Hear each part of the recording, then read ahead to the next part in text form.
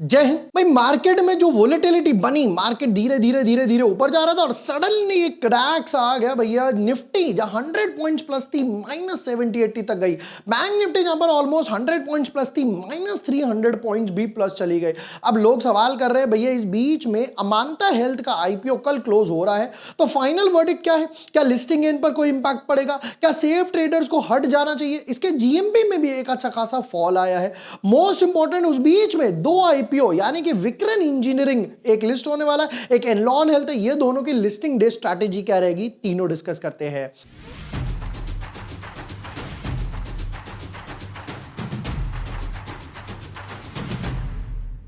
Hi everyone, my name is Jubor Washne, I am a SEBI registered research analyst.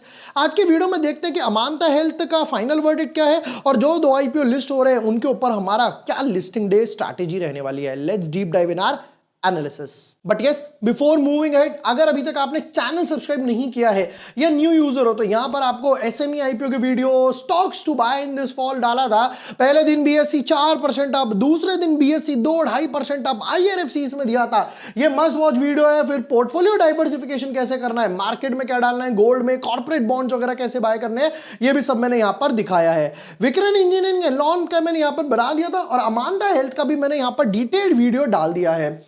चलिए अब जरा IPO table की तरफ आगे बढ़ते हैं। अमांता हेल्थ जो है कल क्लोज हो रहा है और कल के दिन में ही ये दोनों विक्रन और एनलॉन लिस्ट होने वाले हैं। पहले बात करते हैं अमांता हेल्थ के बारे में।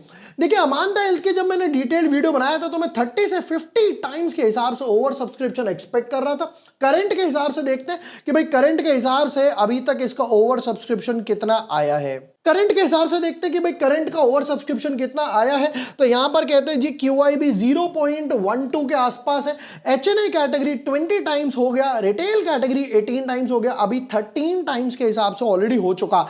मतलब 2 दिन हो गए, 2.5 दिन हो गया और आई शुड से हमारे पास 1 सवा दिन बचा हुआ है जिसमें ये 30 टाइम्स क्रॉस कर जाएगा, led by HNI and QIB, क्योंकि बाकी दो आईपीओ के फंड ऑलरेडी फ्री हो चुके हैं। ठीक है, हम लोगों ने कि लिस्टिंग इन कितना एक्सपेक्ट करा था वो भी सुन लेते हैं इनसे। लिस्टिंग इन की बात करूं तो ज्यादा लिस्टिंग इन नहीं, बट हाँ मैं 10 से लेकर 15% के लिस्टिंग इन बस, तो यहां पर एक्सपेक्ट करा था 10 से 15% के आसपास। देखो एक अच्छी बात क्या है कि यहां पे छोटा आईपीओ है तो डिमांड एक अच्छी खासी रह सकती है कि भाई रिटेल ऑलरेडी 18 टाइम सब्सक्राइब हो चुका। इसका मतलब है 18 लोगों में से सिर्फ एक ही बंदे को मिलेगा रिटेल कैटेगरी में। एचएनआई कैटेगरी 20 टाइम सब्सक्राइब हो गई, यानी 20 में से सिर्फ एक ही लोगों को मिलेगा एचएनआई कैटेगरी में, ये स्मॉल एचएनआई, ये बिग एचएनआई में।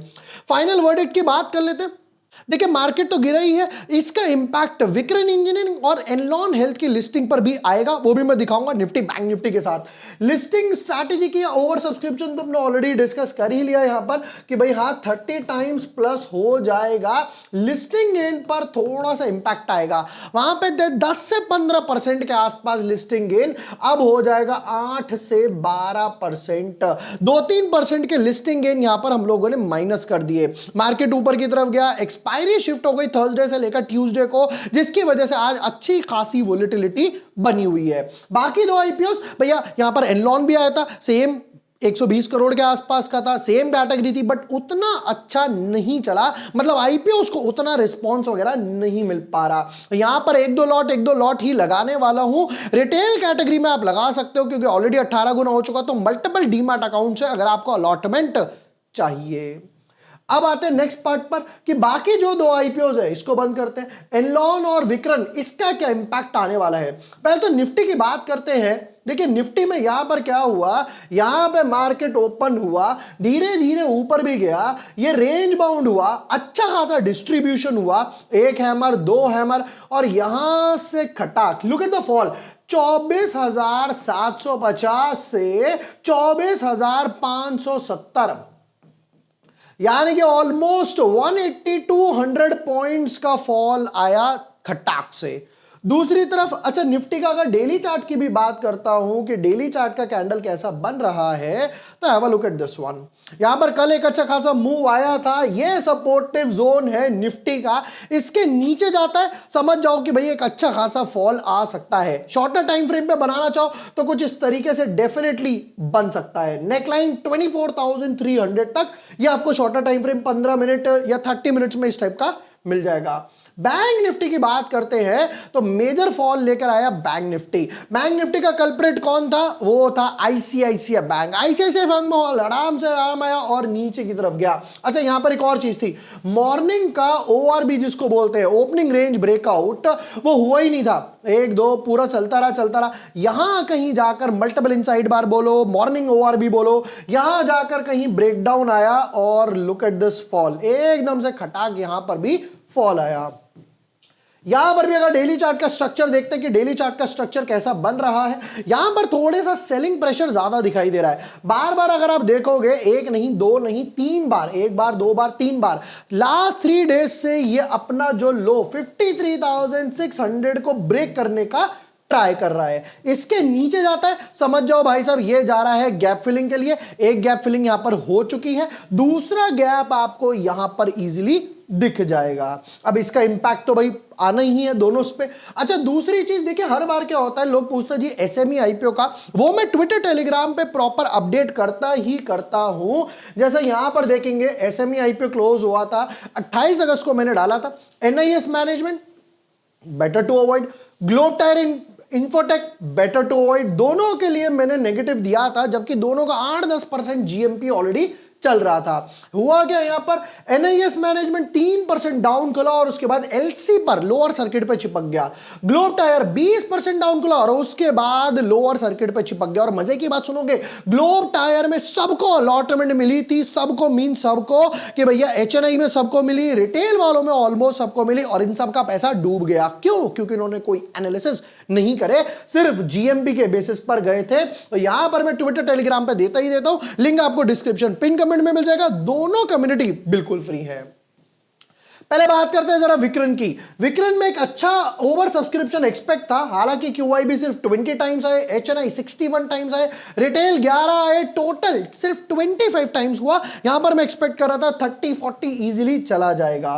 अब बात कर रहे थे लिस्टिंग के बारे में विक्रन की। नंबर 1, देखिए ऐसा कोई नजारा नजर नहीं आ रहा कि इसको लॉन्ग टर्म के लिए होल्ड किया जाए। ये मोस्टली आईपीओ प्राइस के नीचे जाएगा ही जाएगा। तो आज मैं 2 कैटेगरी नहीं बना रहा हूं, यहां पर 5-7% के आसपास लिस्टिंग गेन देकर जाएगा, और मैं लॉन्ग टर्म के हिसाब से इसे नहीं रखने वाला हूं। मैं इसको लिस्टिंग पर बुक कर दूंगा, थोड़ा सा नीचे जाएगा 8-10% के आसपास, फिर सोचेंगे थोड़ा सा कि यहां पर कर ले। अगर आप लॉन्ग टर्म वाले हो, चलो मान लेते कोई बंदा है जो भैया लॉन्ग टर्म वाला है कि मैं लॉन्ग टर्म में बिलीव करता हूं, लॉन्ग टर्म नॉट लिस्टिंग इन, तो भाई आप यहां पर 50% अपनी पोजीशन बुक कर लो, कैपिटल फ्री हो जाएगी, घर कुछ लेके जाओगे, रिग्रेट नहीं होगा।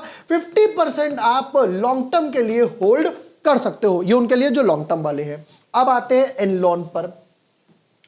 एनलॉन की बात करते हैं, यहां तो भैया क्यूआईबी आए नहीं, सिर्फ 1 टाइम्स के हिसाब से आए। रिटेल कैटेगरी क्योंकि छोटी थी, 10% की थी, तो ये 47 टाइम्स हो गई। क्यूआईबी कैटेगरी 75 थी, तो भैया यहां पर ज्यादा आया नहीं। एचएनआई 10 टाइम्स के हिसाब से आए हैं। अब यहां पर भी हम अच्छा खासा एक्सपेक्ट कर रहे थे, क्योंकि छोटा सा आईपीओ था 120 करोड़ का, सिर्फ 8-10 गुना के आसपास हुआ। यहां पर तो मोस्ट प्रोबेबली 2 से 5% के लिस्टिंग गेन बनने वाले हैं, और ये मोस्टली नीचे आएगा आईपीओ प्राइस के। तो मैं इसको डेफिनेटली होल्ड नहीं करने वाला हूं लॉन्ग टर्म पर्पस के लिए, या मार्केट में सोचूं कि सेकेंडरी मार्केट से बाय करूंगा, मैं डेफिनेटली बाय नहीं करने वाला हूं इसको। और भी आईपीओज आ रहे हैं जिनकी फाइनेंशियल्स बोला जाए, इबिटा लेवल पर इसने लॉस किया था, जिसकी वजह से इस पर 10% का ही कैप था रिटेल वालों का। और भी अच्छे स्टॉक्स है जो सेम प्राइस रेंज में, सेम कैटेगरी में ट्रेड कर रहे हैं, सेम सेक्टर में, बेटर फंडामेंटल्स के साथ। यहां पर आज की वीडियो में हम लोगों ने देखा कि भाई अमांता हेल्थ का फाइनल वर्डिक्ट क्या है। आपको मल्टीपल डीमैट अकाउंट से लगाना पड़ेगा। रिटेल कैटेगरी ऑलरेडी 18-20 गुना सब्सक्राइब हो चुकी है।